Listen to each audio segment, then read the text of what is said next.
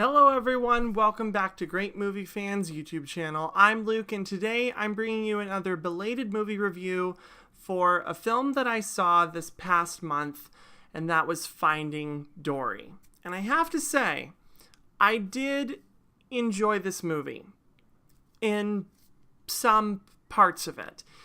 But I have to say, I heard one critic describe this movie as, quote, "It's very rare when a sequel surpasses the original." I have to stop you right there in your tracks. Is Finding Dory a good movie? Yes. But does it surpass the original Finding Nemo? Absolutely not.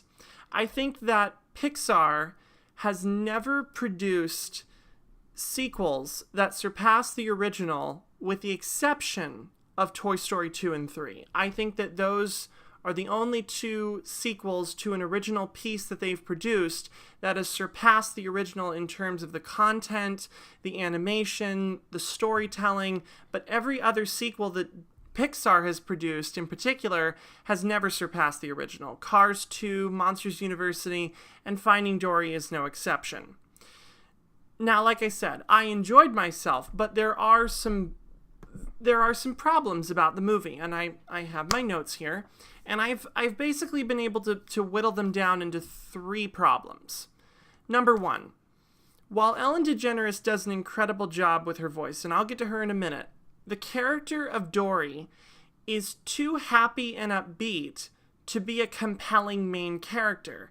If you go back to the first movie, Marlin is the main character. He's the one who learns a lesson. He's the one who grows and changes.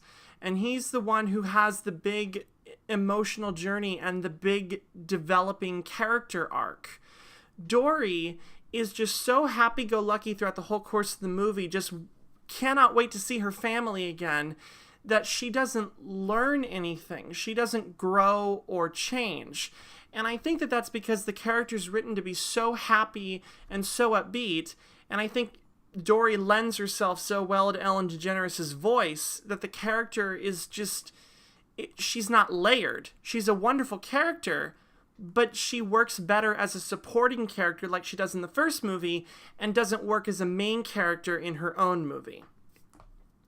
The second problem, there's way too many side characters.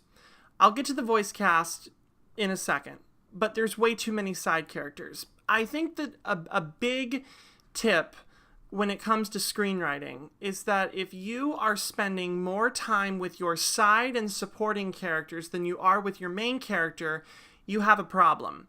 Unless your supporting characters are supposed to bring along the story and help build on it and help to grow with the main character, you can't spend so much time with a supporting character when you're not giving enough time to the main character. I mean, just look at the original 1950 animated Cinderella. I mean, half of the movie is dedicated to Cinderella, while the other half is dedicated to the comic relief side characters.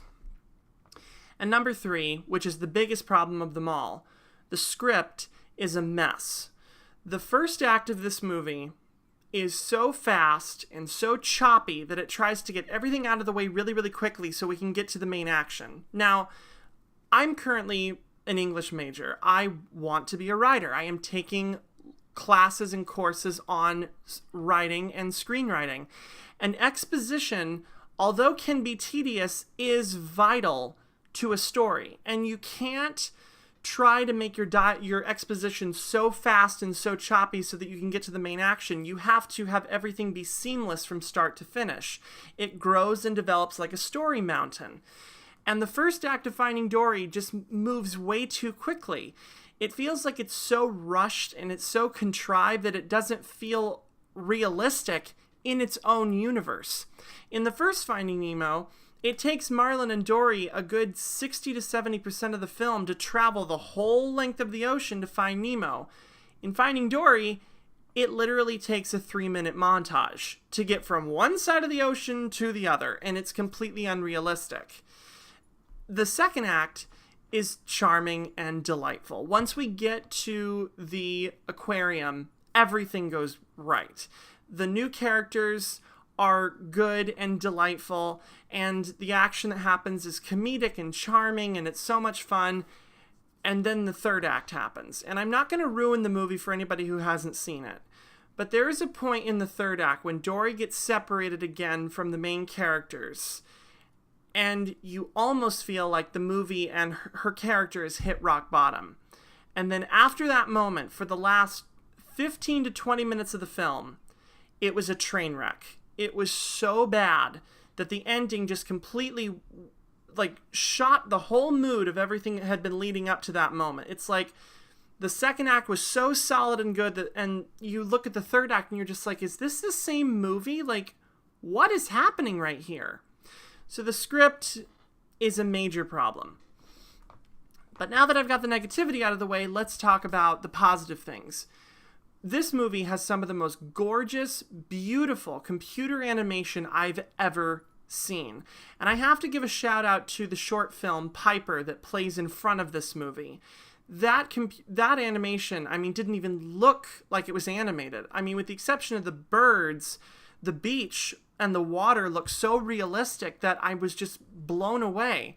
And the way that they well realized the aquarium in this movie is breathtaking and gorgeous. Gorgeous production design, gorgeous animation.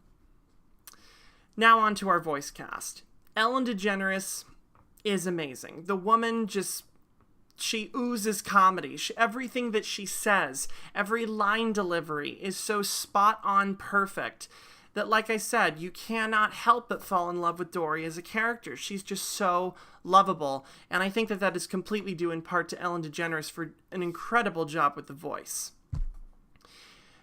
Albert Brooks as Marlon was, I felt, the worst addition to this cast, because his character completely reverted back to his old self from the first movie. It's like he didn't even learn anything from the first movie. He just goes back to being the stick in the mud who's over-analyzing everything and being too overprotective, and it's like he didn't learn anything from the first movie, which really frustrated me.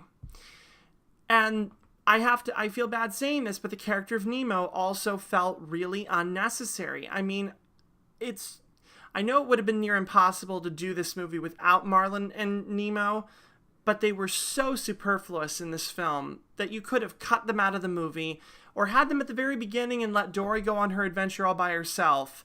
But they were just they were unneeded. I'm sorry to say this.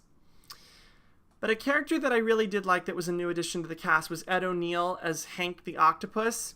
His voice was incredible and his comic timing was just perfect. The way that the character was animated with all of his arms moving at once was fantastic. His chemistry with Dory was amazing. And he had a little bit of a character arc. He grew and changed throughout the course of the narrative, which was very refreshing. Caitlin Olsen as Destiny, the shark whale, so funny. I loved her voice. It was very light and airy, and it definitely brought a lot of heart to the movie. I thought Ty Burrell as Bailey, the beluga whale, was fine. Definitely on the weak side in terms of the voice cast, but two performers that I will say were incredible in their scenes were Idris Elba and Dominic West as Fluke and Rudder, the sea lions. They were so funny. Every single line delivery was perfect, and their British, almost teetering towards Cockney accents were so spot on, and you just couldn't help but bust up laughing at every single thing that they were saying. And finally, Diane Keaton and Eugene Levy as Dory's parents.